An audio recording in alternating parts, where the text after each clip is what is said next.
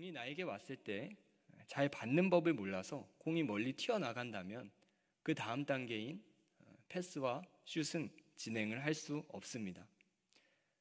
기본이 되어 있지 않으면 그 다음 단계로 나아갈 수 없다는 것입니다.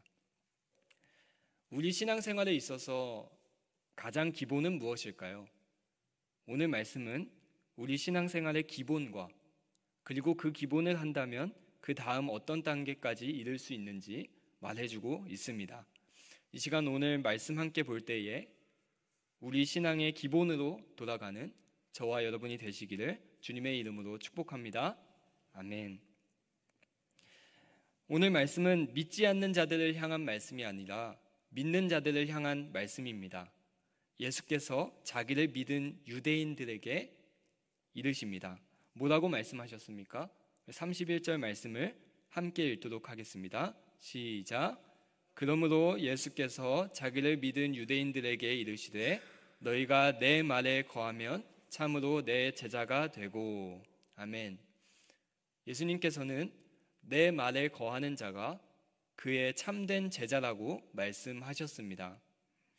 사랑하는 여러분, 오늘 말씀이 신앙생활의 기본에 대해 말한다고 했는데 바로 이것입니다.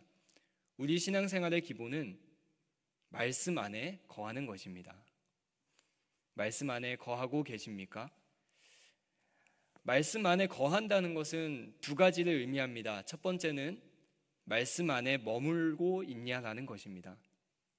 우리가 보통 어딘가에 머물고 있다, 어딘가에 거하고 있다를 이야기할 때 집을 이야기합니다. 우리가 살면서 식당도 다니고 병원도 다니고 합니다. 그런데 식당이나 병원에 머물고 있다, 거하고 있다라고는 말하지 않습니다. 우리는 보통 우리 삶의 대부분을 보내는 집을 이야기할 때 거하고 있다라고 말합니다. 여러분은 집에 거하듯이 말씀 안에 거하고 계십니까? 말씀이 여러분의 집입니까? 아니면 세상이 여러분의 집이 되었습니까? 세상이 우리의 집이 되고 말씀이 병원이 되는 삶도 있습니다. 문제가 생기면 병원에 가듯이 말씀은 가끔 이렇게 방문만 하고 세상이 집이 되어서 세상에 거하는 삶이죠.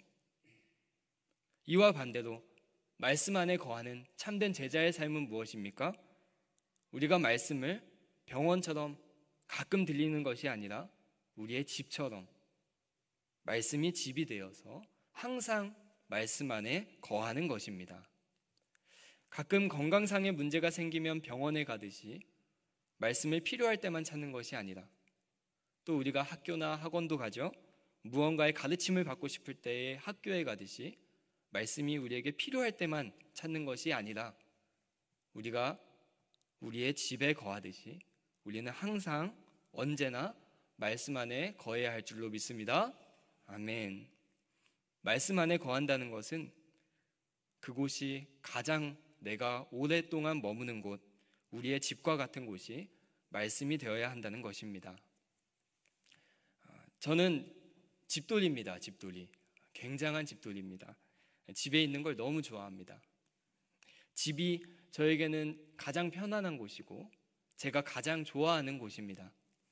말씀 안에 거하는 삶이 참된 제자의 삶이라는 오늘 말씀을 볼 때에 내가 나의 집에 거하듯이 말씀 안에 거하고 있는가? 나의 가장 편안한 곳, 내가 가장 좋아하는 곳이 말씀이 되어서 그곳에 거하고 있는가? 제 자신을 돌아보게 됩니다. 사랑하는 여러분, 예수님의 참된 제자인 우리는 말씀 안에 머물러야 할 줄로 믿습니다. 말씀이 우리의 가장 편안한 곳, 집과 같은 곳, 병원과 학교와 같이 내가 필요할 때만 들리는 곳이 아니라 집과 같이 우리는 언제나 항상 머무르는 곳이 말씀이 되어야 합니다. 말씀 안에 거한다는 것은 첫 번째, 마치 집에 머무르듯이 언제나 말씀 안에 머무는 것을 의미합니다. 두 번째, 말씀 안에 거한다는 것은 말씀을 끝까지 붙드는 인내함을 의미하기도 합니다.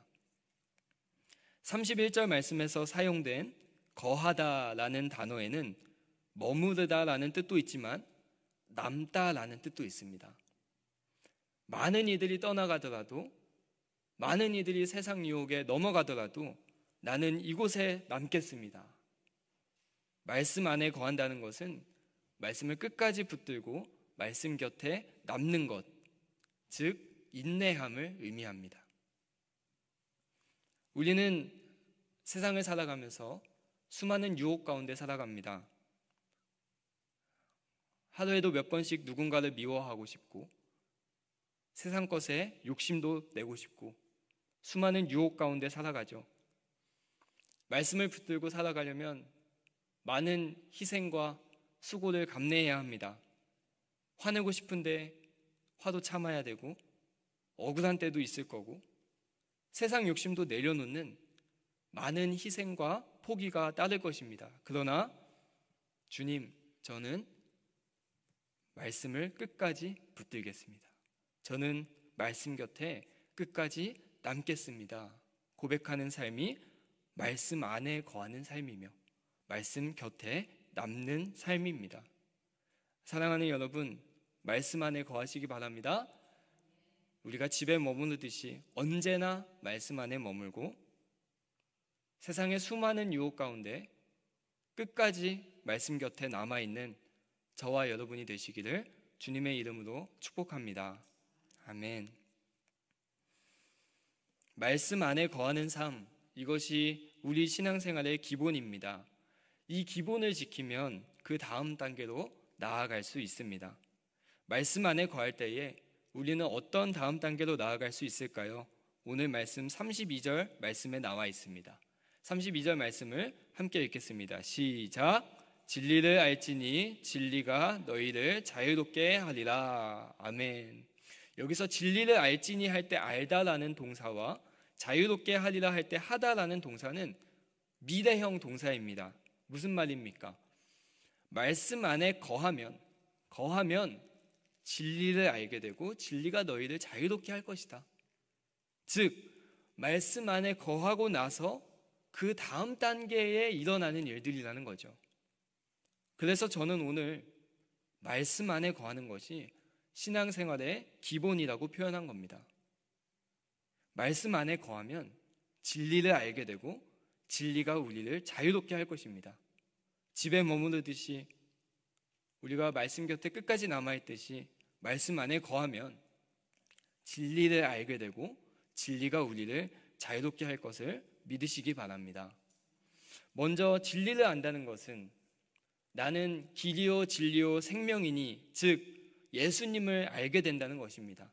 하나님이신 예수님을, 말씀이 육신 되신 예수님을 단순히 지식이나 정보 습득 차원에서 아는 것이 아니라 인격적으로 알게 되고 하나님과 깊은 교제 가운데 거하게 되는 것입니다. 그리고 그 관계 가운데 우리는 자유함을 얻게 됩니다. 자유함을. 무엇으로부터 자유함을 얻게 됩니까? 죄로부터 자유함을 얻게 됩니다. 34절 말씀에 예수님께서 이렇게 말씀하십니다. 진실로 진실로 너희에게 이르노니 죄를 범하는 자마다 죄의 종이라. 진리가 너희를 자유롭게 하리라 말씀하신 것은 우리가 죄로부터 자유롭게 될 것임을 말씀하신 것입니다. 진리가 너희를 자유롭게 하리라 하신 이 말씀을 볼 때 우리는 두 가지를 알 수 있습니다. 첫 번째, 우리가 이전에는 자유롭지 못했다는 것과 두 번째, 이제는 우리가 자유롭게 되었다는 것입니다. 첫 번째, 우리가 이전에는 죄에서 자유롭지 못했습니다. 진리가 너희를 자유롭게 하리라, 이 말씀은 유대인들을 굉장히 불편하게 했습니다. 언짢게 했습니다. 33절 말씀입니다. 그들이 대답하되 우리가 아브라함의 자손이라 남의 종이 된 적이 없거늘 어찌하여 우리가 자유롭게 되리라 하느냐. 예수님께서 진리가 너희를 자유롭게 하리라 말씀하실 때에 유대인들은 기분이 언짢았습니다. 왜냐하면 그들 생각에 그들은 종이 된 적이 없었기 때문입니다. 여기서 유대인들이 종이 된 적이 없다는 것은 정치적인 종이 아닌 영적인 종을 말합니다. 이들은 정치적으로는 항상 종된 삶을 살아왔습니다. 애굽의 종노릇 했고, 여러분 아시다시피 아수르와 또 바빌론에게 종노릇 했습니다. 그리고 오늘 말씀이 전파되는 이 시대에도 그들은 로마의 통치 아래 있었습니다.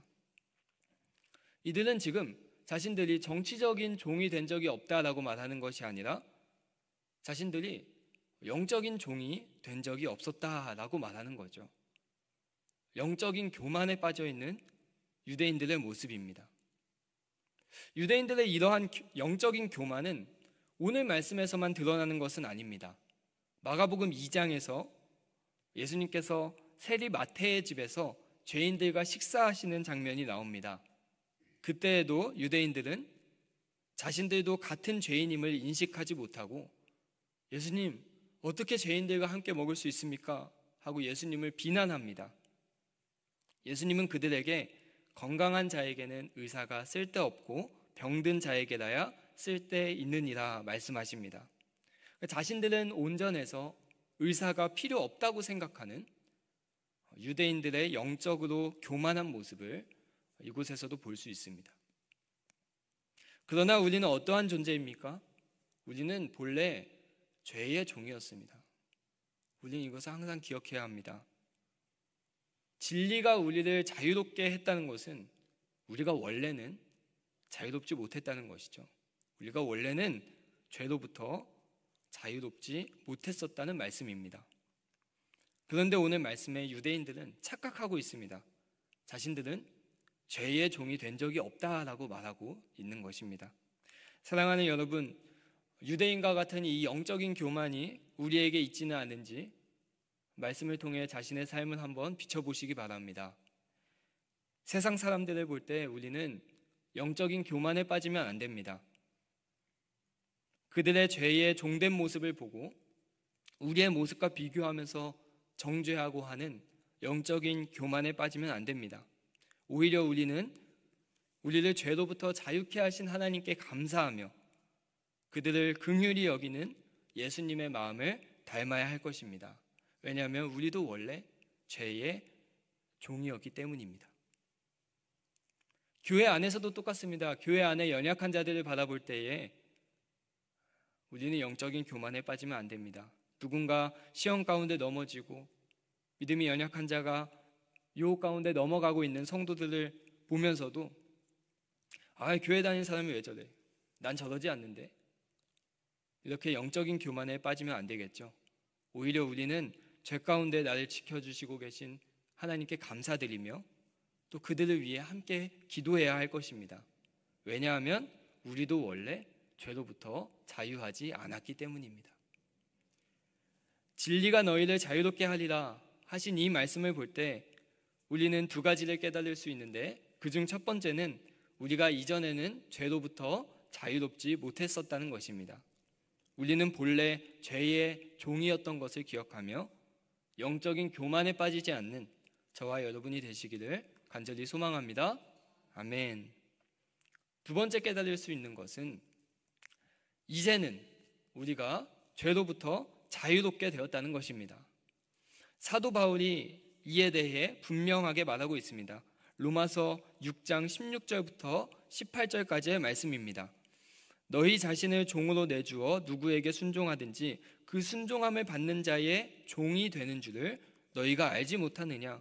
혹은 죄의 종으로 사망에 이르고 혹은 순종의 종으로 의에 이르느니라. 우리 17절 18절 말씀 함께 읽겠습니다. 하나님께 감사하리로다. 너희가 본래 죄의 종이더니 너희에게 전하여 준 바 교훈의 본을 마음으로 순종하여 죄로부터 해방되어 의에게 종이 되었느니라. 아멘. 우리는 본래 죄의 종이었습니다. 그러나 예수님으로 말미암아 그가 우리를 대신해서 십자가를 지시고 사망 권세를 이기시고 부활하심으로 말미암아 그리고 그 교훈의 본을 마음으로 순종하는 이 말씀 안에 거하는 삶으로써 이제 우리는 의의 종이 되었습니다. 죄로부터 자유하게 되었습니다.